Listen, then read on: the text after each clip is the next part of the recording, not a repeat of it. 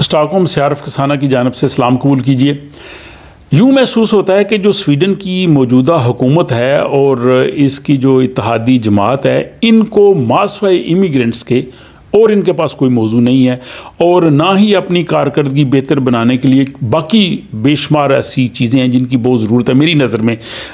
For example यहाँ पे महंगाई का बहुत बड़ा मसला है, अनएम्प्लॉयमेंट जो है वो बहुत ज़्यादा है, अमन व अमान का भी बहुत मसला है और बहुत से ज़्यादा इश्यूज़ हैं। लेकिन जो आए रोज़ जो बयानात आते हैं या जो ये पॉलिसीज़ अपनी बताते हैं, इंक्वायरी कमेटीज़ बैठाते हैं,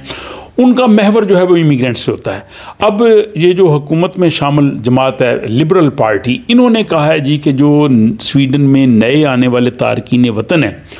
उनके जो बच्चे हैं उनको छुट्टियों में भी जो है वो उनके लिए स्कूल होना चाहिए ताकि वो छुट्टियों में भी जो है वो तालीम हासिल करें और पढ़ें। अब इस पे जो है वो दोनों तरह की राय आई है। एक आई है कि ठीक है जी, उनको ज़ाहिर शायद ज़रूरत हो, वो पढ़ाई में कमज़ोर हों, उनको स्वीडिश लैंग्वेज की ज़रूरत हो, तो उनके लिए जो है वो होना चाहिए ताकि वो ज़्यादा इस तरफ जो है वो तवज्जो दें ताकि उनके नताइज बेहतर आएँ। और यही चीज़ जो है इस लिबरल पार्टी के जो सरबराह हैं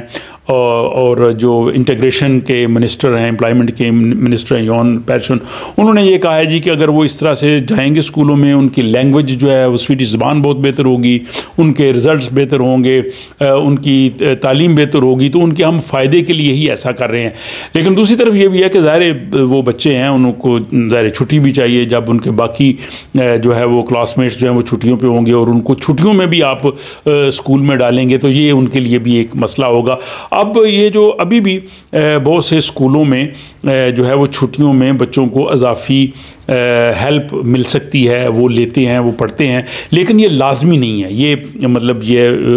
इस सहूलत से जो फ़ायदा उठाना चाहें वो फ़ायदा उठा सकते हैं, लेकिन अगर कोई फ़ायदा ना उठाएं तो वो फ़ायदा नहीं उठाते। लेकिन जो इंटीग्रेशन के मिनिस्टर हैं लिबरल पार्टी के सरबराह, उनका ये कहना है कि इस हवाले से हम एक इंक्वायरी कमेटी बिठा रहे हैं, इंक्वायरी कमेटी जो है इसका जायज़ा लेगी। और तो इस हवाले से जो लिबरल पार्टी है, इसके साथ जो मॉडरेट पार्टी है और क्रिश्चियन डेमोक्रेट पार्टी, तीनों जमातें जो इस वक्त हुकूमत कर रही हैं, वो एक लाजमी जो है वो कंपल्सरी स्कूल बच्चों के लिए रखना चाहती हैं छुट्टियों के दौर में, ताकि जो नए आने वाले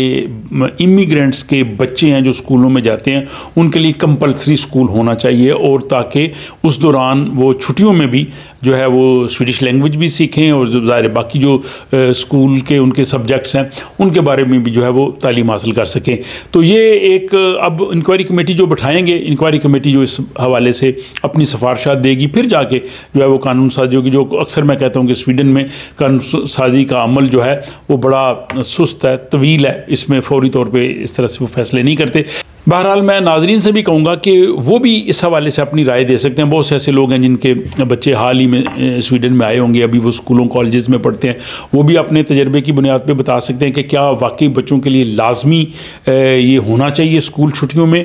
या जो है वो नॉर्मल जो बच्चे जाते हैं उसमें वो कवर अप कर जाते हैं। आपकी राय बड़ी इंपॉर्टेंट होगी, अपनी राय का इजहार कमेंट बॉक्स में ज़रूर कीजिए और मिलते हैं हम किसी अगले व्लॉग में।